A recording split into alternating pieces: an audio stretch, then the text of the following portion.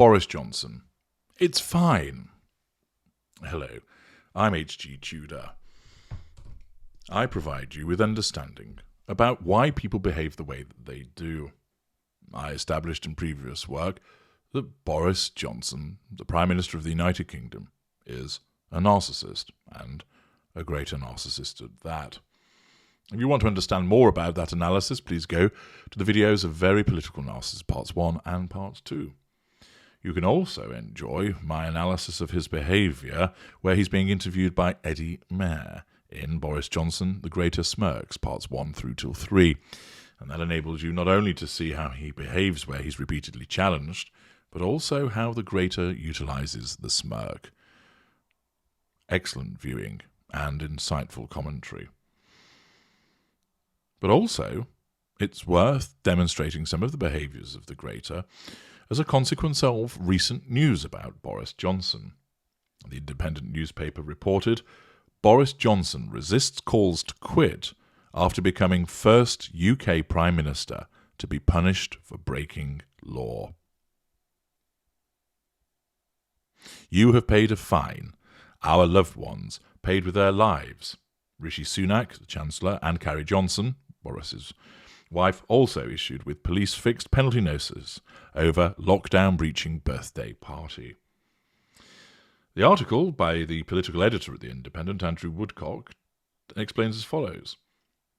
Boris Johnson was facing calls for his resignation after becoming the first sitting Prime Minister in UK history to be found by police to have broken the law.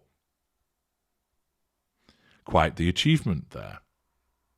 Mr. Johnson, his wife Carrie, and Chancellor Rishi Sunak were all issued with fixed penalty notices after the Metropolitan Police found they breached COVID laws by attending a 56th birthday party for the Prime Minister in the Cabinet Room at 10 Downing Street on the 19th of June 2020, when indoor social gatherings were strictly banned.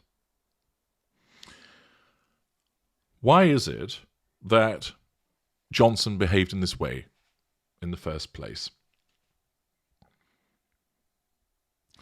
Many of you would think, well, he's the Prime Minister, he makes the laws, or at least advocates them, which Parliament then implements, and he utilises a majority of circa 80 MPs to ensure that what his party puts forward as a bill becomes a statute. The appropriate laws and regulations are passed, and therefore he should abide by them. It's his own government that puts them in place, therefore surely he should abide by them. But of course, he's a narcissist, which means that he engages in hypocrisy.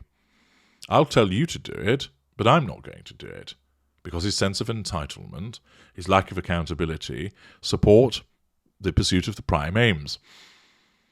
That when it's the birthday and not having a social gathering, that's a fetter upon control, and therefore the narcissism basically dictates, let's have that birthday party.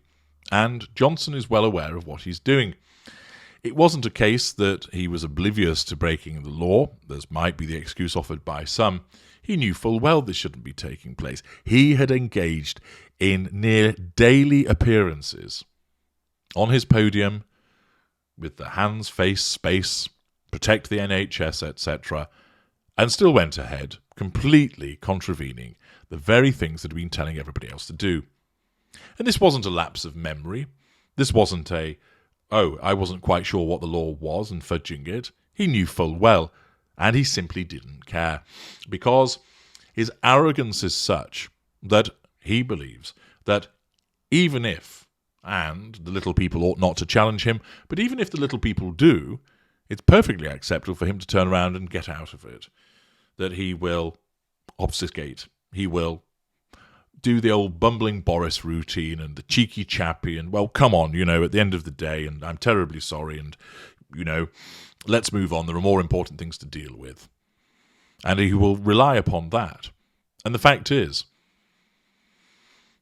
having seen my other videos, and there's even more beside, there are so many examples of Boris Johnson telling lies, behaving in a particular way which is problematic, and he just walks away from the wreckage.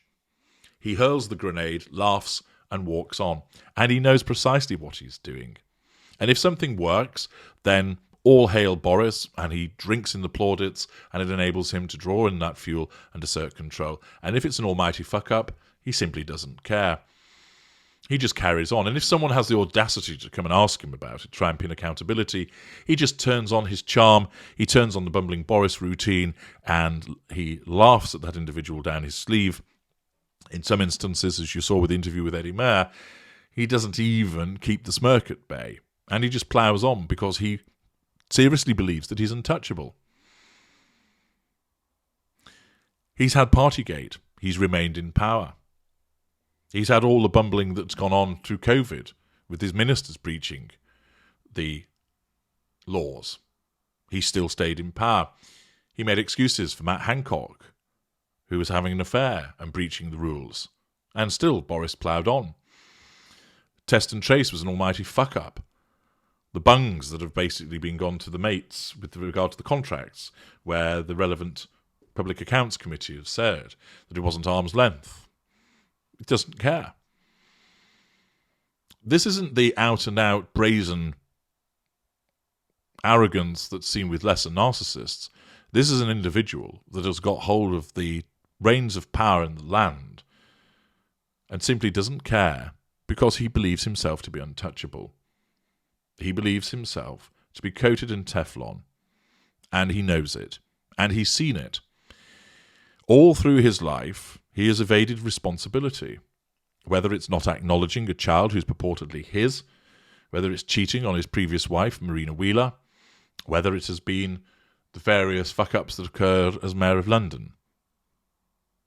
He just walks away from them, adopting the bumbling Boris shrug, bit of a laugh, sideways look, and he knows that this is all being done to distract. And no matter how many times opposition MPs, no matter how many times journalists try and pin accountability on him, they fail.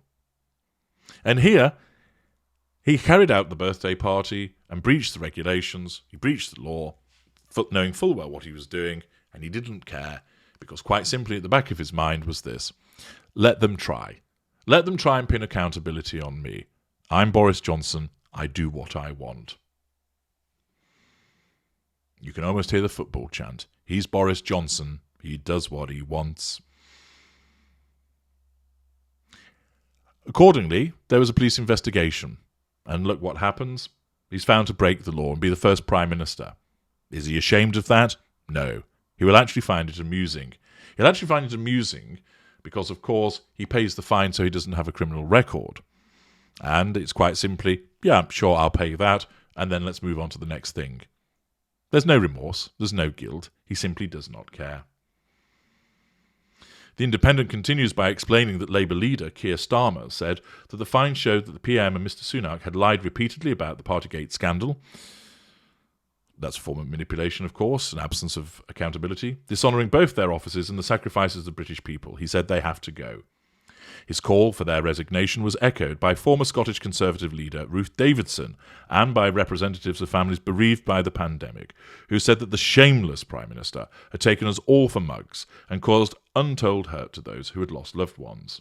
And a snap poll by Savanta Comres found that 3 in 5 voters, 61%, believed Johnson should resign after receiving a fine, against just 31% who thought he should remain in office. The Johnsons immediately paid their fines, and the Prime Minister offered a full apology. But it's not genuine, it's false contrition. He knew what he was doing, he believed he would get away with it, either that no one would try and hold him to account, or if accountability came knocking in the long arm of the law, that he would just deal with it and march on, because he's Boris Johnson, and he does what he wants. He made it clear he had no intention of quitting. Quitting would mean that he would be allowing others to assert control over him, and that's not going to happen. He wants to remain Prime Minister because he knows that it enables him to achieve the prime aims. He doesn't know them as such, but he knows it allows him to control other people. He knows that it allows him to gain validation, the responses, the people are looking at him. He has to be the centre of things. He knows that it allows him to achieve those character traits and residual benefits, and therefore he wants to hold on to that office, and he sees nothing wrong in what he's done. Yes, he has the capability to understand that other people will see that what he has done is wrong, but he will never accept it, because he's Boris Johnson. He forges ahead. He is in the stratosphere compared to all of you little people. You don't matter. And of course, he can do the impression of caring. He can do the impression of understanding how it causes other people to be upset. But his behaviour demonstrates he simply does not care. But he insisted that it had not occurred to him that the gathering, which he said lasted less than 10 minutes, was outside the rules. He knew full well that he was breaking the rules, and he didn't care, and he's just offering that up as an excuse after the event.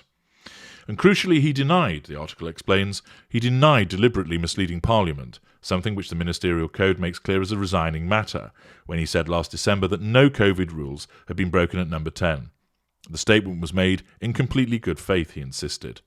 Yes, that's what he labels it as, and if he says it's that, then it is. That is the world of Boris Johnson. Mr. Sunak confirmed he had paid the fine and issued an unreserved apology, saying that he respects the police decision and deeply regrets the frustration and anger caused. However, he gave no indication that he was considering his position, despite having told MPs last November, "No, I did not attend any parties." At the time his presence at the birthday party was first reported, Treasury sources suggested he had attended accidentally, thinking he was going to a COVID strategy meeting, an excuse which police did not accept.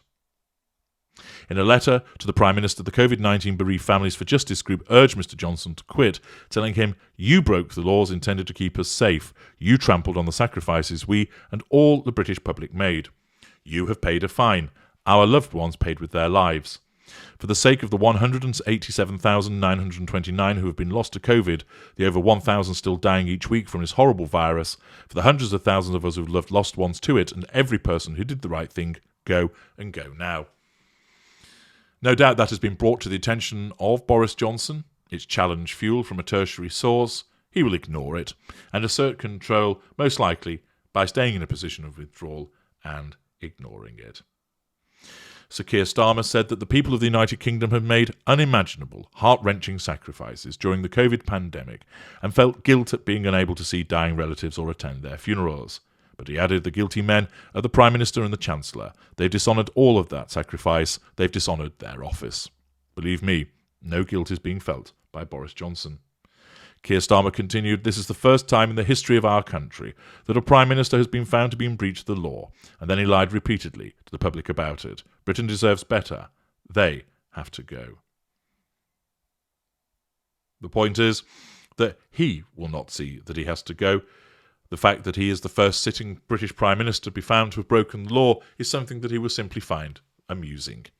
That he will joke about it with the cronies that are around him, the members of the coterie.